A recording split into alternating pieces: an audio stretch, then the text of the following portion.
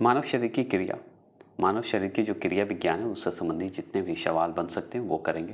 पहला सवाल देखिए बनता है कि मनुष्य में कुल कितनी हड्डियां होती है। तो बहुत ईजी सवाल है, 206 हड्डियां बनती है। ये बहुत ईजी है तो इस पर चर्चा नहीं करने की आवश्यकता है। आगे सवाल है नवजात शिशुओं में हड्डियों की संख्या कितनी होती है। तो 300 होती है, इसमें भी कोई डिस्कस करने की ज़रूरत नहीं है। बच्चों में ज़्यादा होता है इसलिए 300 अनुमान लगाया गया है। तीसरा प्रश्न है कि मनुष्य की खोपड़ी में कितनी अस्थियां होती है। तो देखिए यहाँ पे जो है आपको इस 4 ऑप्शन के हिसाब से जवाब देना है। तो बताइए आपको मनुष्य की खोपड़ियों में आप सुने होंगे 22 होती है हड्डियाँ, लेकिन इस ऑप्शन में तो 22 है नहीं। 22 है नहीं है, तो अब बताइए कैसे करेंगे। तो हाँ 29 भी होता है, ये ज़रूर ध्यान रखिएगा। तो 29 से 22 अनुमान लगाए गए हैं, तो 22 खोपड़ियाँ होती है। अब 29 कैसे होते हैं ये तो हम भी बताते हैं। जैसे कपाल में अगर पूछे, कपाल कहा जाता है, कपाल में पूछा जाता है तो कितनी हड्डियाँ होती है। 8 होती है कपाल में, मतलब ऊपर के हिस्से में, माथे पे, कपाल पे। और चेहरे पे कितनी हड्डियाँ होती है। तो चेहरे पे जो हड्डियाँ होती है वो होती है 14, मतलब 14 हड्डियाँ होती है। ये अब जान गए, ठीक है। तो आप इसका आंसर तो 29 लगाए। अगर खोपड़ी की बात कर रहा है तो खोपड़ी में तो चेहरा भी आ जाता है ना, आपका कान का भी आ जाता है, ये भी जान लीजिए। तो श्रवण में अगर पूछे, श्रवण मतलब कान का बोलता है हिस्सा, उसमें भी आपको 6 हड्डियाँ मिलेगी, तो टोटल लग जाता है 29।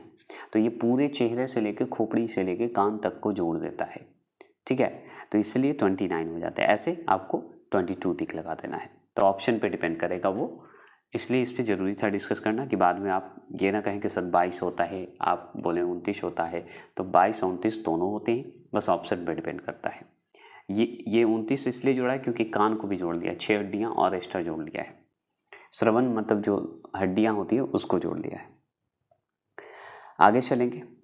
आगे चौथा प्रश्न है कि मनुष्य के शरीर में पसलियों में कितनी जोड़े होते हैं। तो देखिए जोड़े की बात कर रहा है, तो अगर पसलियाँ टोटल पूछा जाए आपसे तो क्या बताइएगा, 24 पसलियाँ होती है। कितनी पसलियाँ, 24 पसलियाँ। और जोड़ी कितनी होती है, तो 12 की होती है। तो 12 हो गई, तो 12 जोड़ी हो गया। तो जो ऑप्शन नंबर जो लगाए होंगे ए, वो सही जवाब लगाए होंगे, ठीक है। जो ए लगाए होंगे वो सही जवाब लगाएंगे। चलिएगा अब बात करते हैं 5वां प्रश्न, मानव शरीर की सबसे छोटी हड्डी। तो मानव शरीर की सबसे छोटी हड्डी कौन सी है।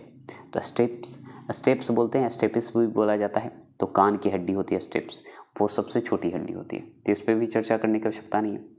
छठा प्रश्न है मानव शरीर की सबसे लंबी हड्डी कौन सी है। तो लंबी हड्डी कहाँ होगी, कान में जब छोटी हड्डी होगी तो पैर में ही होगा, पैर में वो भी कोई जांग का, तो फीमर को कहते हैं। तो फीमर में जो है आपका सबसे लंबी हड्डी होती है, फीमर जो है सबसे लंबी हड्डी होती है। क्लियर।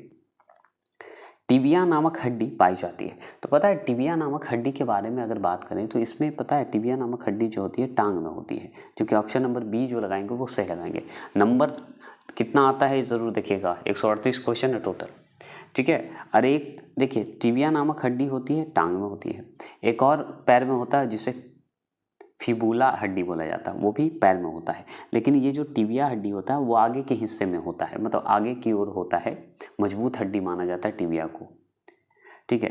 अब आगे चलिए और भी चर्चा करेंगे, इस पर हम क्यों करें, ठीक है। 8वां प्रश्न है दांतों तथा हड्डियों में पाए जाने वाले तत्व कौन से हैं, बता सकते हैं।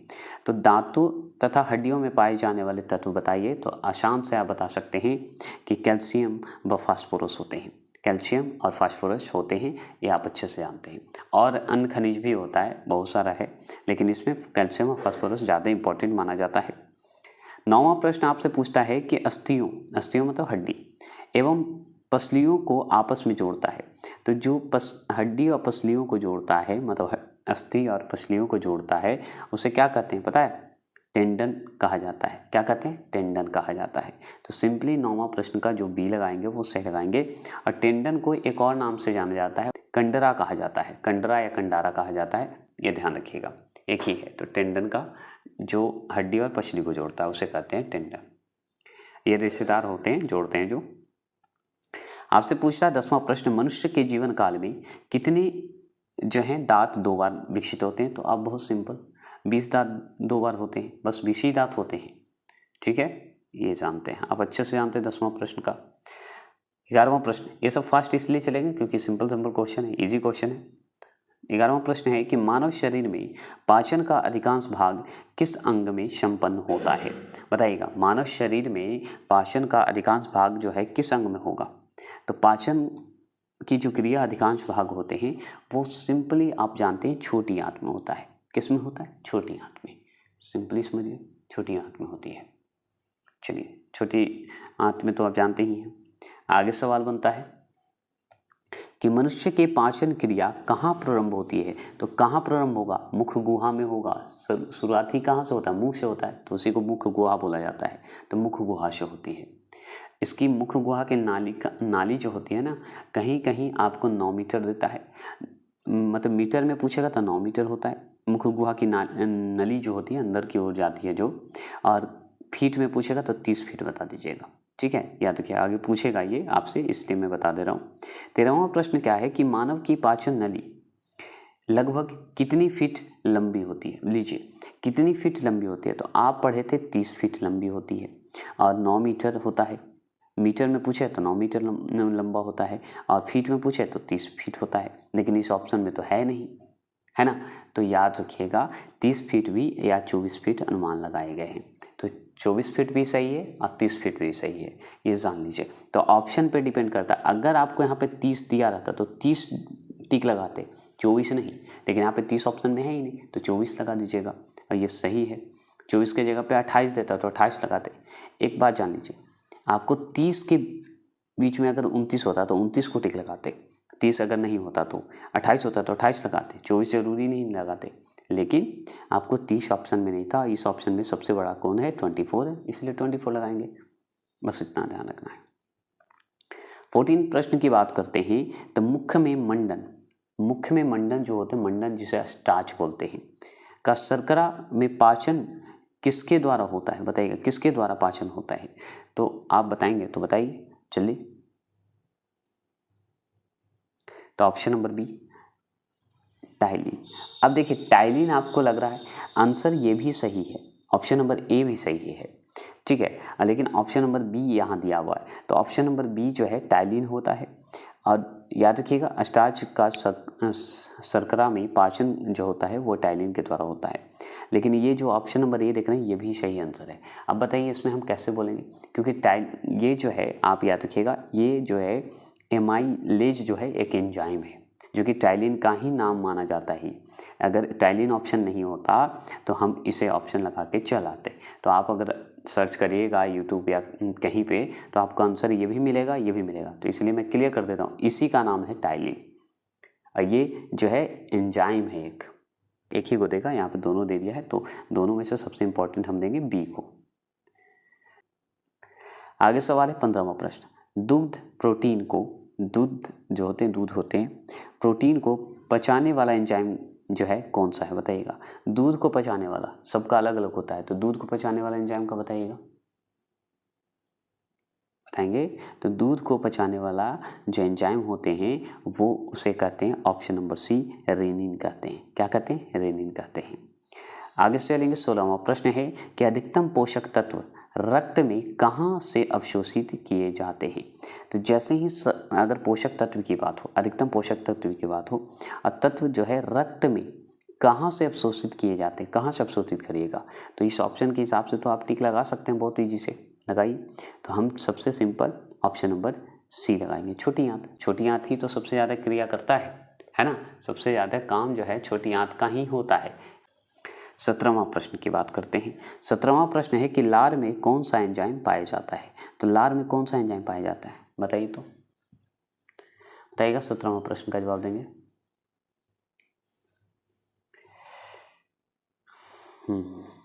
बताएं। ऑप्शन नंबर बी जो लगाए होंगे, टाइलिन। टाइलिन में, तो लार में कौन सा एंजाइम पाया जाता है? टाइलिन पाया जाता है। क्लियर, आगे चलेंगे। 18वां प्रश्न है कि मुख से निकली लार किसका पाचन करती है? अब देखिए, किसका पाचन करती है? स्टार्च का भी पाचन करती है और वसा का भी पाचन करती है। अब इस ऑप्शन में बताइए कन्फ्यूजन है कि नहीं है, लेकिन हम आंसर लगाएंगे स्टार्च को, ये जान लीजिए। वसा सेकंड नंबर पे रखेंगे, अगर स्टार्च ऑप्शन नहीं रहे तो वसा टिक लगाते, ठीक है। तो ये ज़रूर ध्यान रखिएगा कि मुख से निकली लार किसका पाचन करती है? तो स्टार्च की करती है, आप जानते हैं। चलिएगा, 19वां प्रश्न की बात करते हैं। निम्नलिखित में से, ठीक है, बताइएगा निम्नलिखित में से किस अम्ल की उपस्थिति मानव पेट में होती है? कौन सा अम्ल जो है मानव पेट में होता है? तो बहुत सिंपल, हाइड्रोक्लोरिक अम्ल होते हैं। बहुत सिंपल जवाब, हाइड्रोक्लोरिक अम्ल होते हैं, जिसे हम गैस्ट्रिक अम्ल भी कहा जाता है। चलिए 20वां प्रश्न। 20वां प्रश्न है कि पचे हुए भोजन में मौजूद विषैले पदार्थ का कौन सा अंग जो है चूषण करता है?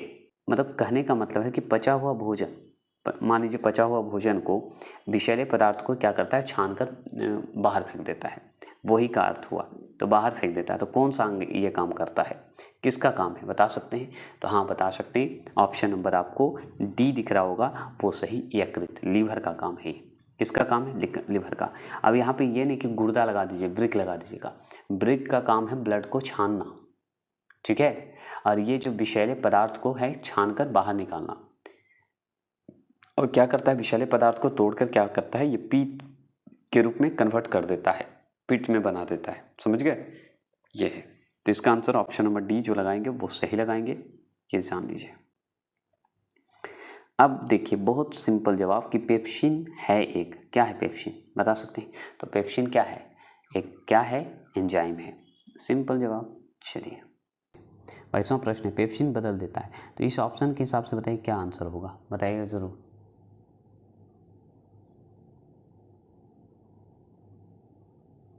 तो देखिए इस ऑप्शन के हिसाब से ये भी आंसर सही है और ये भी आंसर सही है, लेकिन आपको पेप्सिन बदल देता है, प्रोटीन को पेप्टोन में बदल देता है, ये ज़रूर याद रखिएगा।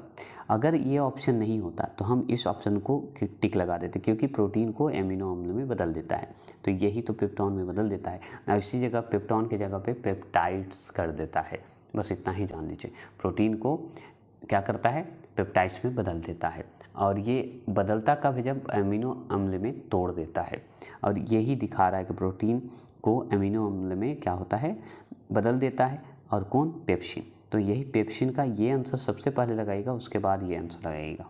तो आगे सबसे पहला ऑप्शन तो ये लगाइएगा, अगर ये ऑप्शन ना रहे तो आप ऑप्शन नंबर सी लगाइए, क्योंकि ये अमीनो अम्ल जो है इसी से संबंधित है।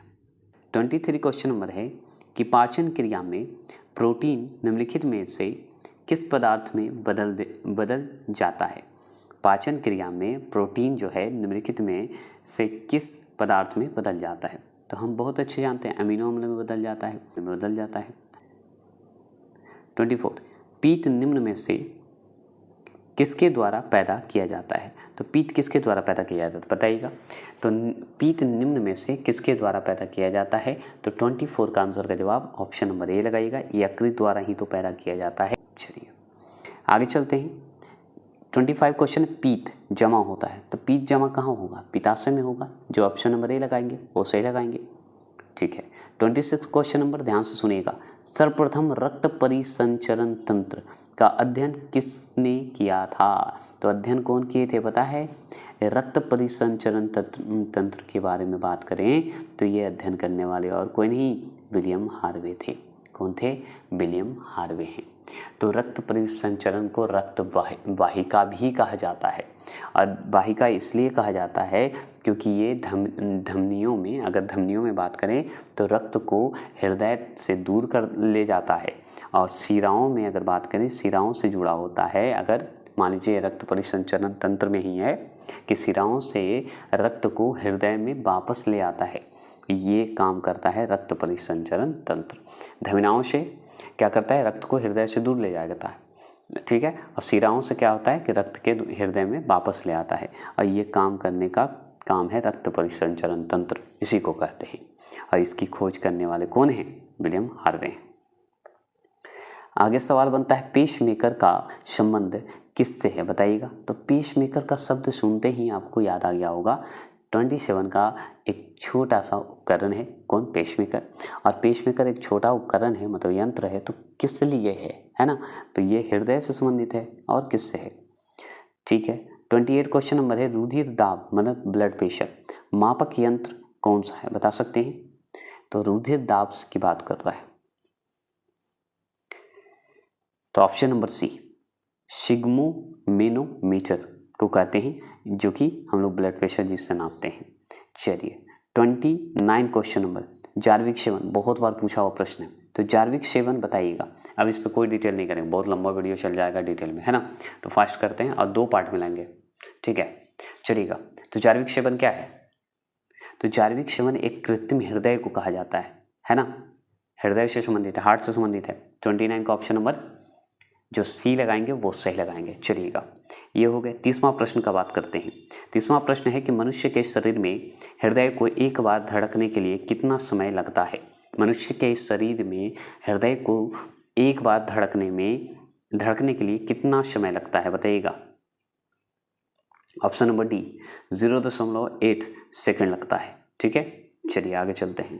31 क्वेश्चन नंबर, स्वस्थ मनुष्य में प्रति मिनट हृदय स्पंदन होता है, तो बताइएगा हृदय जो स्पंदन होता है कितना बार होता है? तो 72, जो कि ऑप्शन नंबर सी लगाएंगे 31 का, जो सही लगाएंगे, ठीक है। क्लियर हो गया, 72 बार होता है ना। अब बताइएगा मानव हृदय में कितने कोष्ठ होते हैं? तो मानव हृदय में कितने कोष्ठ होते हैं? तो 4 कोष्ठ होते हैं, हम ये जानते हैं। चलिए सी आंसर जो लगाए। 33वां प्रश्न, नाड़ी दर कहाँ से मापा जाता है, बताइएगा। तो धमनियों से मापा जाता है, जो ऑप्शन नंबर बी लगाएंगे 33वां प्रश्न का, वो सही लगाएंगे। चलिएगा 34वां प्रश्न है, बताइएगा स्वस्थ मनुष्य का रक्तचाप, स्वस्थ मनुष्य का रक्तचाप जो है होता है, तो देखिए सिस्टोलिक होता है व डायस्टोलिक बोला जाता है। तो सिस्टोलिक और डायस्टोलिक होता है। तो रक्तचाप बताइएगा होता है, तो आपको जानते हैं 120 80 माना जाता है, तो जो कि ऑप्शन नंबर ए है वही सही है। तो 120 mm और 80 mm। क्लियर हो गया, ठीक है, समझ गया। आगे चलिए, 34वां प्रश्न का क्लियर हो गया। 35वां प्रश्न, सामान्य जीवन काल में मनुष्य का हृदय कितना बार धड़कता है? तो सामान्य मनुष्य के हृदय में तो हम बताएंगे ऑप्शन नंबर बी 2 अरब। कितना? 2 अरब। शरीर की विशालतम धमनी है, तो शरीर की विशालतम धमनी कौन है, बताइएगा। 36। तो ऑप्शन नंबर बी एरोटा है, ठीक है। 37वां प्रश्न, स्वस्थ मनुष्य के शरीर में रक्त की कुल मात्रा कितनी होती है, बता सकते हैं। स्वस्थ मनुष्य के शरीर में अगर रक्त की कुल मात्रा पूछे तो कितनी होती है? शरीर के वजन का 7% होता है, शरीर के वजन का 7% होता है। 38वां प्रश्न, एक वयस्क में रक्त का औसत आयतन कितना होता है, बताइए। तो हम बहुत अच्छे से जानते हैं, 5 से 6 लीटर माना जाता है। मानव रक्त का पीएच मान होता है, बताइएगा मानव रक्त का पीएच मान कितना होता है? 7.4 होता है। ये भी सही है, सही है। चलिएगा 39वां प्रश्न का क्लियर हो गए। 40वां प्रश्न की बात करते हैं। तो 40वां प्रश्न है, मानव शरीर में रुधिर बैंक मतलब ब्लड बैंक का कार्य कौन करता है, बताइएगा। तो ये काम करने वाला और कोई नहीं, प्लीहा जिसे स्पिनल बोला जाता है, यही तो ब्लड बैंक का काम करता है ना। चलेगा 41वां प्रश्न है, रक्त में पाई जाने वाली धातु, रक्त में कौन सी धातु पाई जाती है? तो लोहा, आयरन पाया जाता है। देखिए 42 की बात करते हैं, तो इसमें देखिए रक्त का शुद्धिकरण कहाँ होता है, पता है। तो रक्त का शुद्धिकरण पता है किडनी में होता है। और ये किडनी में इसलिए बता रहा हूँ क्योंकि ये बताया गया है किसके अनुसार, ये जो है टेक्स्ट बुक ने बताया है कि भाई वृक्क में होता है, किडनी में होता है, गुर्दा में। तो रक्त का शुद्धिकरण होता है किडनी से। कहाँ से होता है? तो किडनी से होता है। लेकिन आंसर इसका क्या दिया हुआ है? फेफड़ा दिया हुआ है। तो आप फेफड़ा टिक ना लगाएंगे, किडनी लगा दीजिएगा, ठीक है। तो ये ज़रूर ध्यान रखिएगा, जब किडनी ऑप्शन ना रहे तो फेफड़ा लगा दीजिएगा, कोई दिक्कत नहीं है। चलिएगा 43वां प्रश्न है कि रक्त में लाल रंग निम्न में से किसके कारण होता है? तो लाल रंग किसके कारण होगा, बता सकते हैं। तो हाँ, हीमोग्लोबिन के कारण होता है। अब देखिए शरीर में हीमोग्लोबिन का कार्य क्या है? तो हीमोग्लोबिन का कार्य ही ऑक्सीजन का परिवहन करना। किसका काम करना? ऑक्सीजन का परिवहन करना। 45वां प्रश्न है, हीमोग्लोबिन किसका महत्वपूर्ण घटक है, बताइएगा। तो बहुत सिंपल जवाब, किसका होगा? आरबीसी का होगा ना। तो आरबीसी का होगा, आप अच्छे से जानते हैं, ऑप्शन नंबर सी। लाल रक्त कोशिका, लाल रक्त क्या होते हैं? कोशिकाओं में होते हैं, आप जानते हैं आरबीसी का। चलिएगा आगे चलें। 46, मानव शरीर के भीतर खून निम्न में से किसकी उपस्थिति के कारण नहीं जमता है? किसकी उपस्थिति के कारण नहीं जमता है, बता सकते हैं तो बताइएगा। तो हम अच्छे से जवाब देंगे। क्या जवाब देंगे 46 का? ऑप्शन नंबर बी हिपेरिन के कारण नहीं जमता है, ये भी जान लीजिएगा। 47वां प्रश्न है कि रुधिर में प्लाज्मा में निम्नलिखित में से किसके द्वारा एंटीबॉडी निर्मित होती है? किसके द्वारा एंटीबॉडी निर्मित होती है बताइएगा। 47वां प्रश्न का जवाब देंगे तो हाँ, 47वां प्रश्न का आंसर का जवाब ऑप्शन नंबर बी, लिम्फोसाइट के कारण जो होता है एंटीबॉडी निर्मित होता है। आप जुड़ा हुआ रुधिर से, रुधिर मतलब ब्लड से। आगे चलेंगे। 48वां प्रश्न है लाल रक्त कणिका का जो है शमशान कहलाता है। शमशान मतलब आत्महत्या के थैली कह दीजिए, शमशान कह दीजिए। तो लाल रक्त कणिकाओं का शमशान कहलाता है, कौन सा कहलाता है? तो पीलिया कहलाएगा कि अस्थि मज्जा कहलाएगा? ठीक है, ये दोनों तो छोड़ दिए, ये दोनों में बताइए क्या होगा। 48वां प्रश्न का आंसर का जवाब देंगे तो 48वां प्रश्न का आंसर का जवाब पीलिया बोलते हैं। 49वां प्रश्न के शरीर में लाल रक्त कणिकाएं कितने दिनों तक जीवित रहती है? तो हम बताएं 100 से 120 दिन। तो 120 दिन जो लगाएंगे वो सही लगाएंगे। अगर आपसे पूछेगा कि मानव शरीर में लाल रक्त कण का निर्माण कहाँ होता है, तो लाल रक्त कण का निर्माण अगर आपसे पूछे कि कहाँ होता है तो हम इसका जवाब देंगे, क्या जवाब देंगे? 50वां प्रश्न का जवाब दीजिए। तो हाँ, जवाब देंगे ऑप्शन नंबर डी, अस्थि मज्जा में होता है। ठीक है, अस्थि मज्जा में। हत्या कहाँ होती है? प्लीहा में। ठीक है, ये आप जानते हैं। तो ये रखते हैं 50वां प्रश्न, इतना ही रखते हैं। और 50वां प्रश्न, ये 50 क्वेश्चन फिर से मिलेगा। तो चलिए, जय हिंद।